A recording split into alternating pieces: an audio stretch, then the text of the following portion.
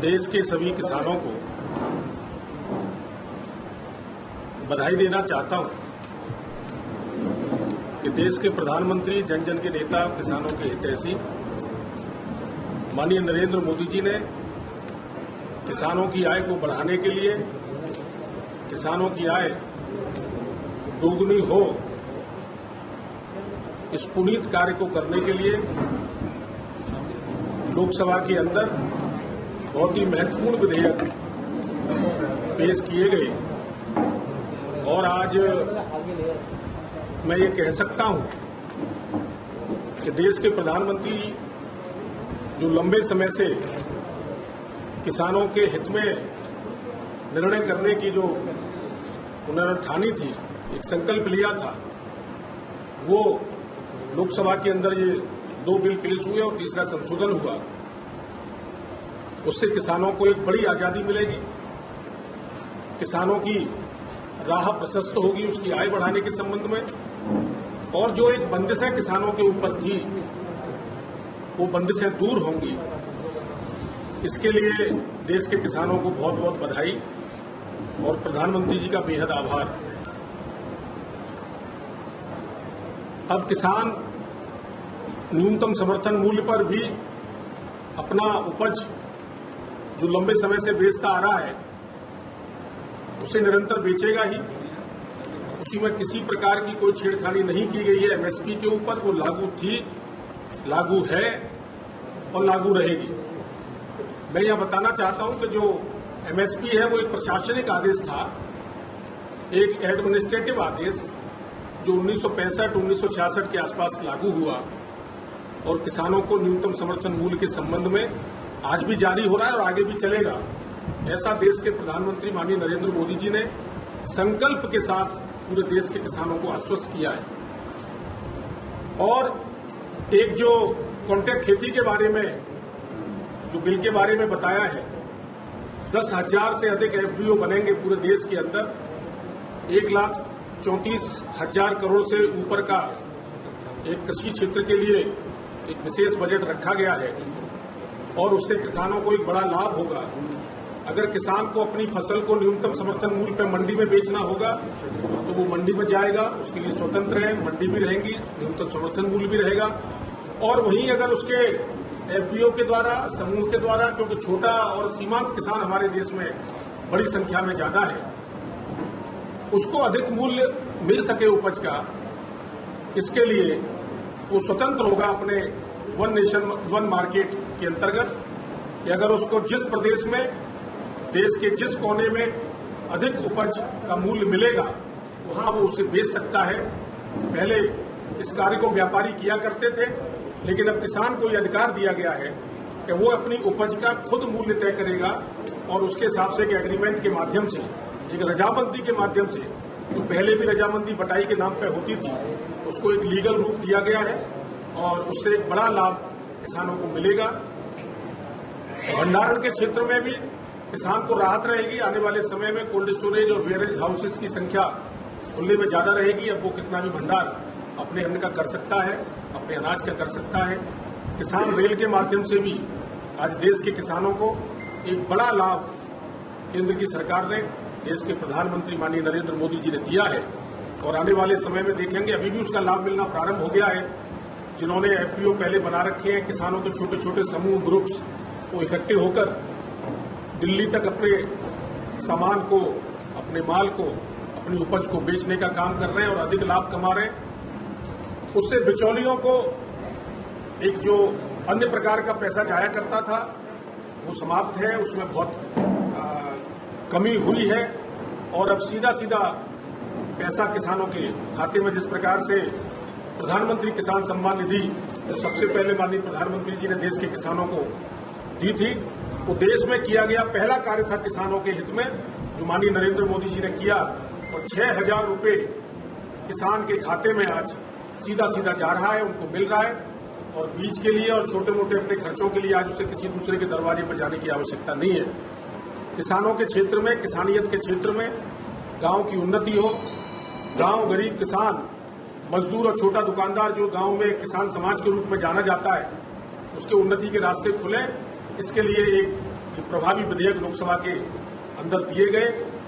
बड़ा ही खेद का और दुर्भाग्य का विषय है कि कांग्रेस पार्टी सहित कुछ अन्य दल उनके साथ मिलकर किसानों को भ्रम में डालने की उन्होंने कोशिश की, लेकिन देश का अन्नदाता, देश का किसान जो आत्मनिर्भरता के क्षेत्र में देश को आगे बढ़ाने का काम कर रहा है, वो सब समझता है और जानता है कि कौन किसके साथ है, और देश के किसानों को माननीय नरेंद्र मोदी जी के किए गए कार्य पर विश्वास है और निश्चित रूप से आने वाले समय में उसकी आय बढ़ेगी, किसानों को एक बड़ी राहत और उनके जीवन में एक सुधार आएगा और निश्चित रूप से गांव बढ़ेगा और देश बढ़ेगा।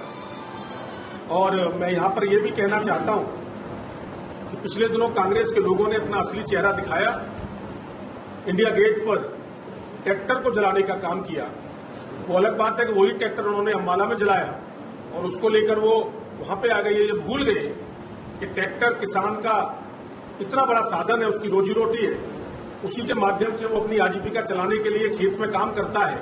खेत की गुड़ाई, नराई, बुवाई से लेकर खेत की कटाई तक और उसके नाते रिश्तेदारों में जाने तक ट्रैक्टर का वो प्रयोग करता है। ट्रैक्टर किसान के लिए बिल्कुल आत्मा है। किसी जमाने में जो हल का रूप हुआ करता था, आज भी देश में अन्य स्थानों पर हल और बैल है। उन्होंने जलाने का काम किया। हम पूरे देश के अंदर भारतीय जनता पार्टी किसान मोर्चा और भारतीय जनता पार्टी का कार्यकर्ता आज पूरे देश में किसान पूजन के माध्यम से, किसानों के बीच में जन जागरण के माध्यम से, पत्रक के माध्यम से उनको, किसानों को ये बताने के लिए कि ये बिल के अंदर है, जो भ्रम पैदा करने का काम कांग्रेस पार्टी और अन्य दलों ने किया है, वो बहुत जल्दी वो दल और वो नेता बैकफुट पर होंगे, क्योंकि इस बिल में केवल किसानों का लाभ छुपा है, किसी भी प्रकार की कोई हानि की गुंजाइश नहीं है। मैं एक बात और कहना चाहूंगा कि अभी पिछले दिनों पंजाब के अंदर कांग्रेस नेता राहुल जी ट्रैक्टर रैली कर रहे थे।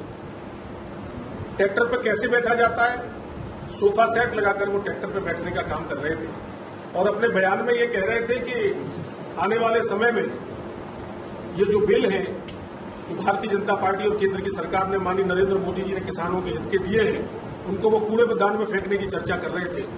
मैं यहां से राहुल जी को ये बताना चाहता हूं, राहुल जी, ये मुंगेरी लाल के सपने मत देखिए। अब आपकी सरकार कभी आने वाली नहीं है और आप जो किसानों के लिए पहली बार देश के प्रधानमंत्री जी ने इतना बड़ा काम किया, उनके हित के लिए, उनकी आय बढ़ाने के लिए, आप उनके बिल को कूड़ेदान में फेंकने की बात कर रहे हैं। आने वाले समय में देश की 130 करोड़ जनता और देश का किसान और देश का अन्नदाता कांग्रेस को कूड़ेदान में फेंकने का काम करेगा, ये आने वाला समय आपको पता लग जाएगा। बस मुझे इतना ही कहना था। और राजस्थान के अंदर मेरी जानकारी में है कि किस प्रकार से किसानों से किए गए वायदे राजस्थान की सरकार ने नहीं निभाए। चुनाव से पहले लोक लुभावन और घोषणाएं की, झूठ की बुनियाद पर खड़ी कांग्रेस पार्टी के नेताओं ने अनेक प्रकार के वायदे किए किसानों के लिए, लेकिन उन्होंने किसानों को धोखा ही दिया है राजस्थान के अंदर। और राजस्थान के किसान इन दिनों में अपने आप को बेहद परेशानी में महसूस कर रहे हैं, लेकिन इस बिल के आने के बाद किसानों में हर्ष है। पूरे देश का किसान खुश है। देश के किसानों को एक आजादी मिलेगी और देश के किसानों की बंदिशें दूर हुई है। किसान की सकारात्मक रूप से दिशा इस देश में बदलेगी। प्रधानमंत्री जी ने उनकी चिंता की है। माननीय प्रधानमंत्री जी ने किसानों की सकारात्मक दशा को अच्छा करने के लिए, उनकी उन्नति लाने के लिए ये बिल पेश किए हैं। कांग्रेस पार्टी भ्रम पैदा करने का काम कर रही है।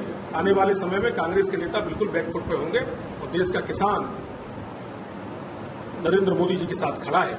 मैं आपको और ये कहना चाहता हूं, आपको ध्यान होगा जब लोकसभा के अंदर विधेयक पेश किए गए थे, कृषि हितैषी विधेयक, तो उस समय कांग्रेस पार्टी सहित अन्य दल के लोग हाउस के अंदर नहीं थे। उन्होंने बहस नहीं की, वो खड़े नहीं हुए। वो जानते थे कि अगर हम इस पर बोलेंगे तो ये विधेयक में केवल किसानों का लाभ छुपा है। इन विधेयकों में किसानों की आय बढ़ाने की बात है, वो बहस नहीं कर पाएंगे।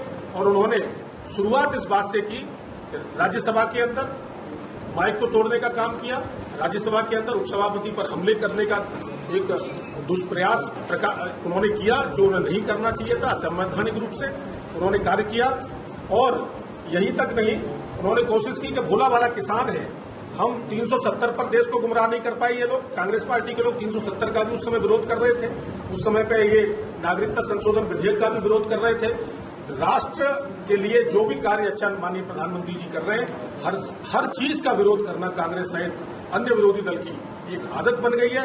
उनको लगा कि भोला वाला किसान है, शायद हमारे भ्रम में आ जाए, लेकिन देश का अन्नदाता, देश का किसान भोला भाला भी है, स्वाभिमानी भी है और मान सम्मान के साथ अपना जीवन जीता है। किसान की मेहनत उसका पूरा परिवार करता है, उसकी पत्नी, किसान के बेटे, बच्चे, भाई सब लगते हैं। और मैं यहां तक कहता हूं, मैं भी किसान का बेटा हूं, मुझे पता है वो सारी स्थितियां मैंने देखी हैं कि अगर हमारे परिवारों में हम लोग पशुपालन नहीं करें और दूध बेचकर हम अपना परिवार चलाने का छोटे मोटे खर्चे निकालते हैं, कांग्रेस पार्टी दोषी रही है हमेशा किसानों की दुर्दशा के लिए। 60 साल तक कांग्रेस पार्टी ने इस देश पर राज किया, शासन किया, लेकिन कांग्रेस के एजेंडे में कभी किसानों का हित नहीं रहा। जब भी कांग्रेस की सरकार रही है, स्वामीनाथन एक वैज्ञानिक ने एक आयोग बना, सिफारिशें उन्होंने की कि भाई ये लागू होना चाहिए किसानों के हित में, लेकिन स्वामीनाथन की रिपोर्ट को कांग्रेस पार्टी ने कभी लागू नहीं किया।